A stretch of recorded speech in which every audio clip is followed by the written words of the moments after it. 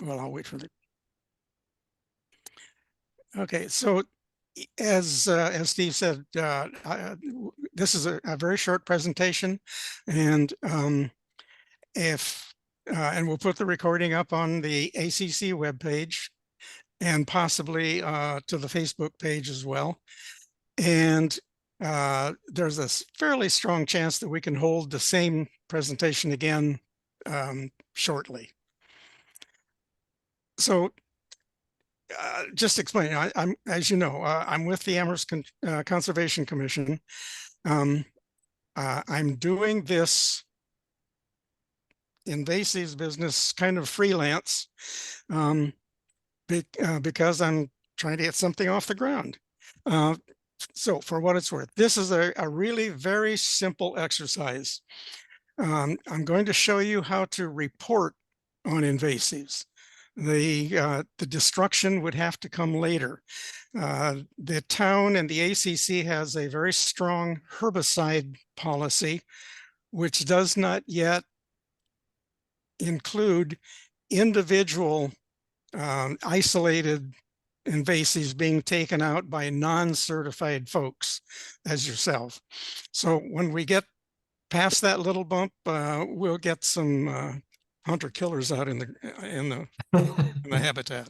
Yeah, and let me just add one comment. I think the goal of this right now is twofold. One is to identify locations with it, and number two, identify how large of an infestation that we're dealing with.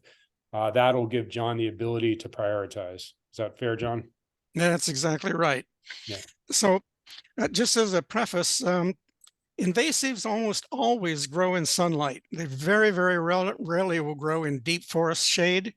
So that means, as an advantage to us, that they will be found along trails, on the roads, in forest clearings, out in the meadows and around the margin, any place the sun hits pretty well. They are also usually either vines or bushes. There are a few flowers here and there, but tonight we're going to be concentrating only on vines on trails. So let me just share a screen here. You'll be using the iNaturalist app, and I'll go through that and show you how to use it. So first, your enemy number one. This is the easiest thing to see. The Asiatic bittersweet is a very strong climbing vine. It always takes over trees. When it does, the invasive part is that the vine is so strong that it'll twine up a tree and send out runners on the outside of the canopy. That means its leaves basically steal the sunlight from the tree, and over the years the tree gets weaker and weaker, can't photosynthesize, and eventually dies. And so yeah, that's one thing. In the coming up just about now in the late spring, I'm sorry, late summer, early fall, you'll get the berries. There are some people who are maybe unnamed in my family that pick these and make nice little wreaths out of them and put them up for Christmas. The berries get scattered all over, and things happen in nature. And then of course a shot of what the vines look like. I'm sure that as you go along a trail, you will find many specimens exactly like this. Another, let's see here, so for some reason I'm not getting,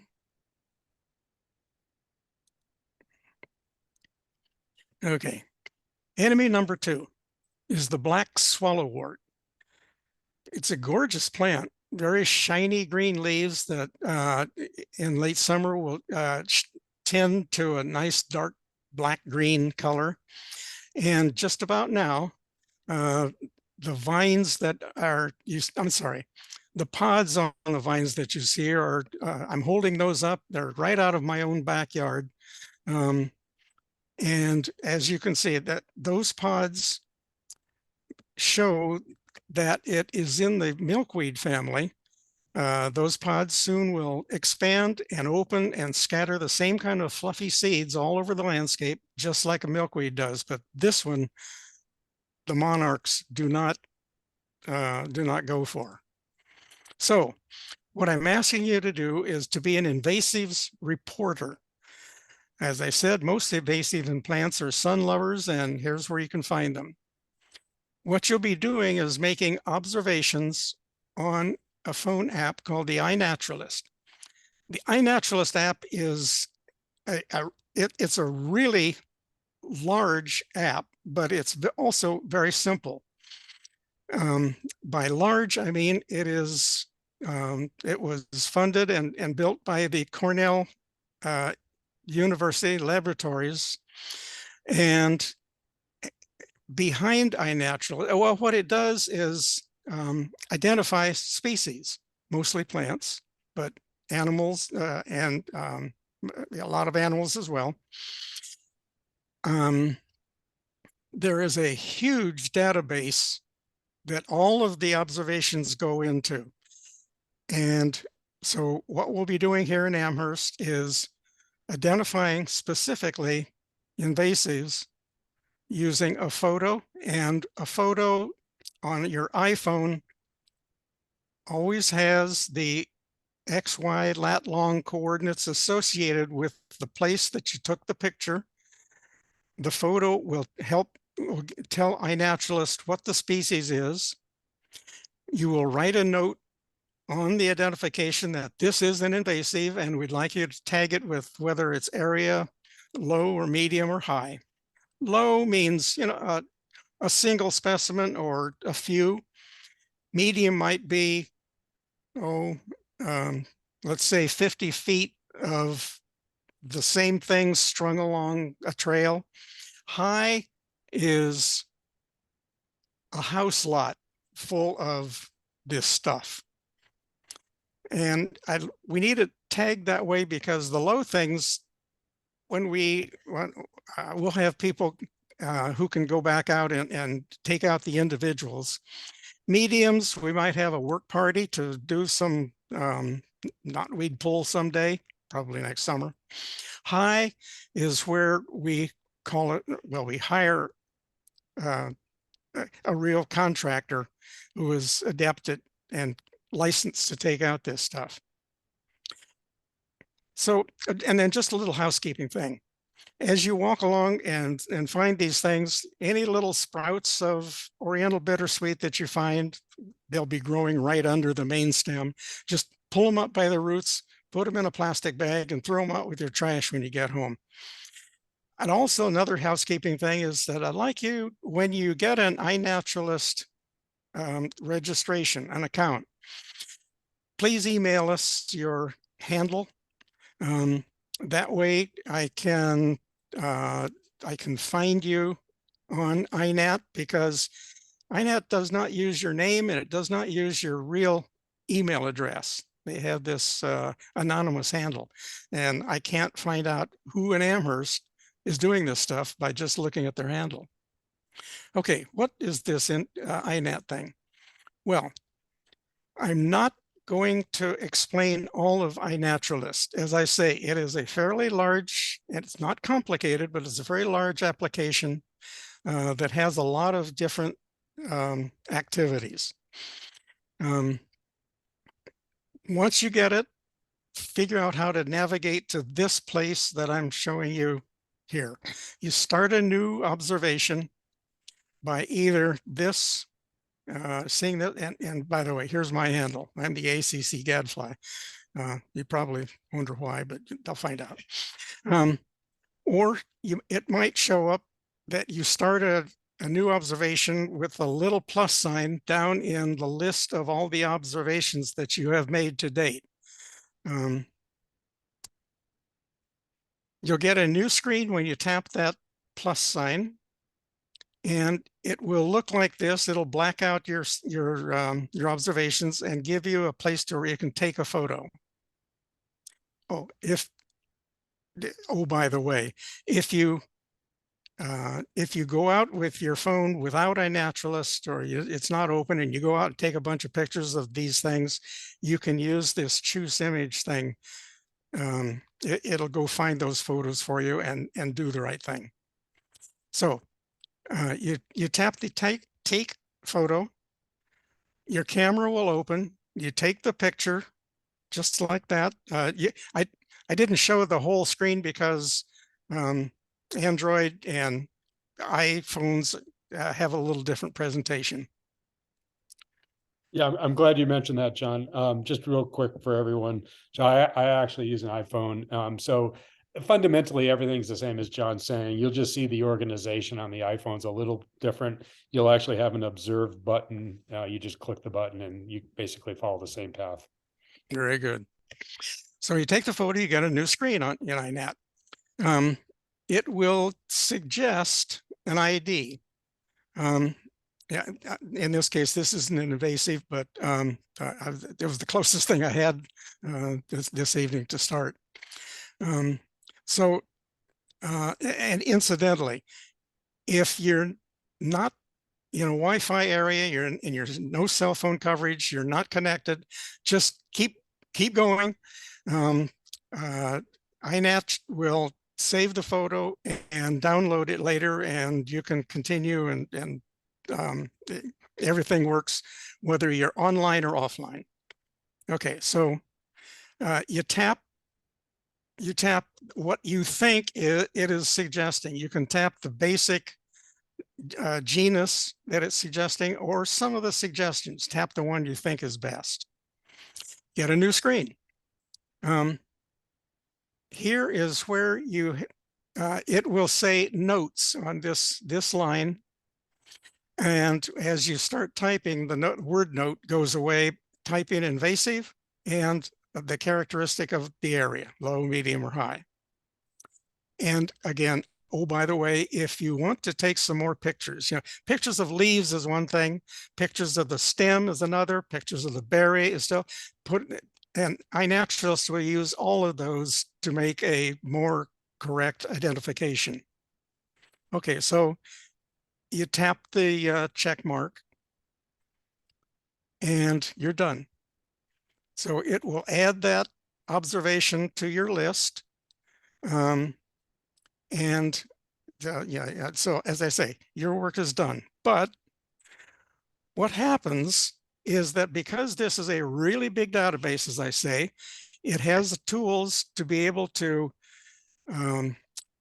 display maps of individual towns, individual locations. Actually, I can draw a polygon on and use that. We have another one, Buck Meadow, all by itself. So anyway, on your phone or on a PC version, they have a website on your PC. You can just log in and do a lot of the same stuff. But I can later show you how to get a map of the Amherst area. Those locations and the photos that you took with the note that said invasive, any user can filter on the idea that it is a plant, it is an invasive, and it's in Amherst, and you'll get this kind of display. All these little green points are photos that I have taken or a few other folks have done of invasives in Amherst. You also get a what I call it a call out. You click on one of the points and you get this tag that the identification and some note of who took it. And in the background, every observation you make, when it's on their database and their web, for a day or two, some really cool person that knows better and is licensed to do this will come in and say, yes, I agree. That is sorry about that. That is a research grade observation. And he or she will tag that as research grade, which means suddenly all across the world, those observations are available to citizen scientists and real researchers to go off and do science things. Okay. So the cool thing for us here is that with these locations, the eventual hunter killers will know where and when, meaning spring is the good time to kill Oriental bittersweet if you're using a herbicide, because it's before the berries come out or before the flowers come out, and they'll know where and when and how to operate. And we can do all that because of what the reporter's data will give us. Thank you. Okay, that does that. I'm stopping. I'm going to somehow stop a share. Okay, so that kind of covers everything that you wanted to go over, John? Correct. Okay, cool. So yeah, again, I think this will probably evolve this process through the years, but at this time, we're just simply looking for, you know, getting some people out there with the app, identifying areas, prioritizing the areas.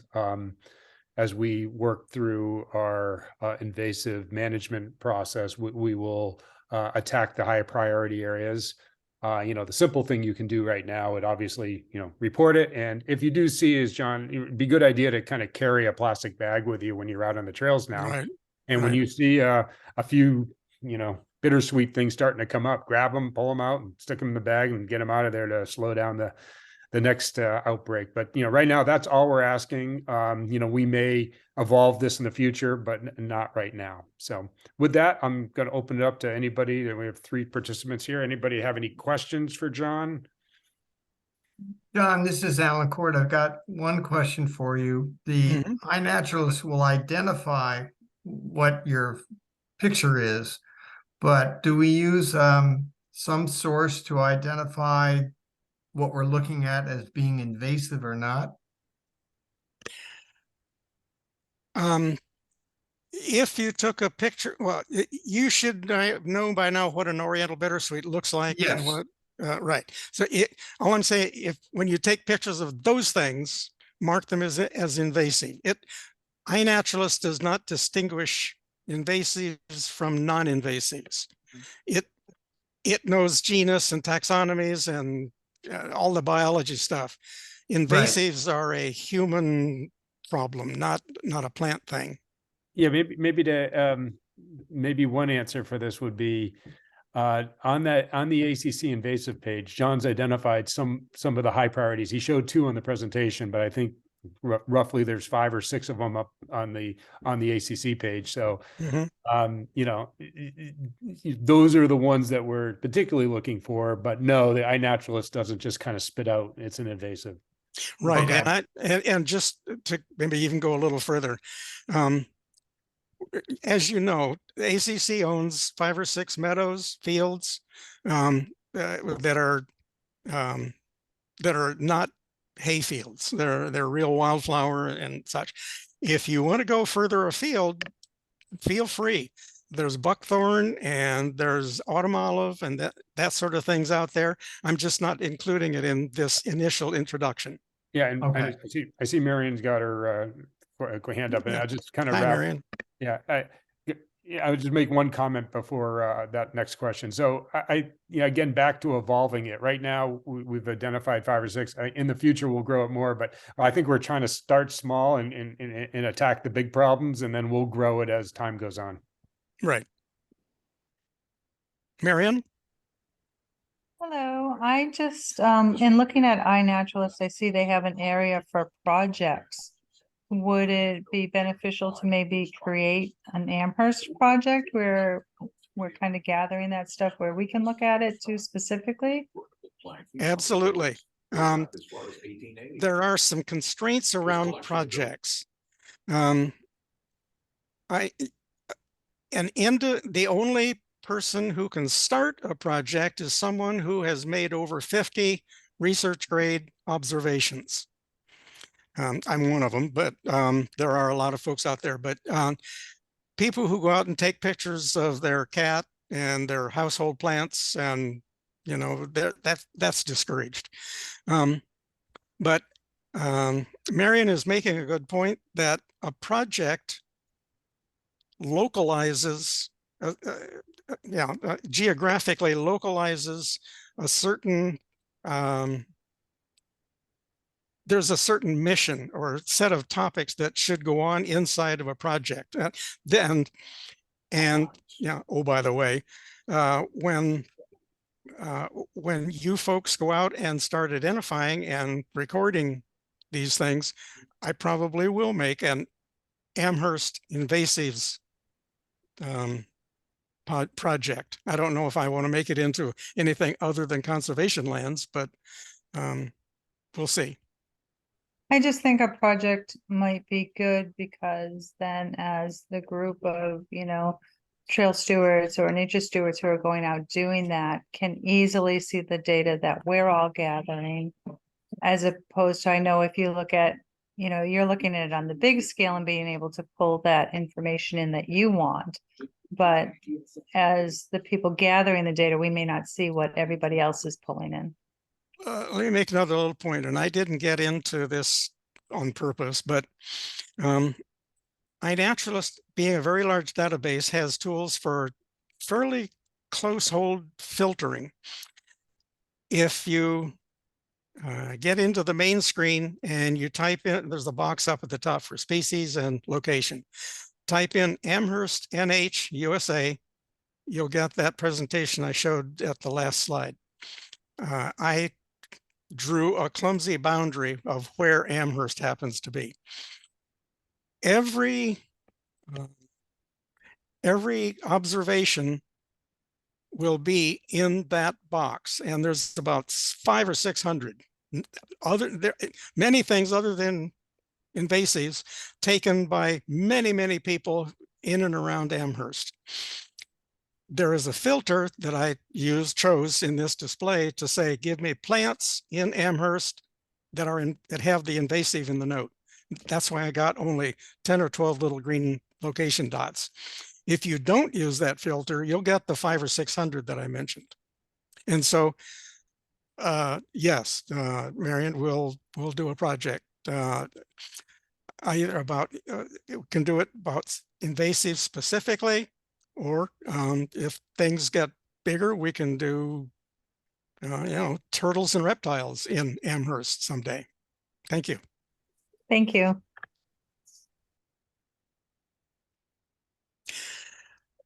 Any other questions? Hearing none. Steve? Turn it back over to me. Thank you for joining. Again, this is kind of a new initiative. We'll post the video on the ACC site as soon as we finish figuring out how to do that, hopefully in the next day or two. So if you haven't used it, play around with it. Our intent is to have another get together next week. I haven't planned the date yet, but I will get back with you. Hopefully we'll get some more people to participate and maybe some questions with people who are using it. So. Oh, and as my final decree, I hereby anoint Marion and Alan and John nature stewards. Thanks. This is like a coronation, huh? Anyways, thanks for taking the time tonight. Our goal is not to keep you too long, so we'll drop off, but keep an eye on the emails and we'll keep in contact, okay? Thank you. Thank you very much. Yeah, Thank you all. Bye-bye. Bye-bye.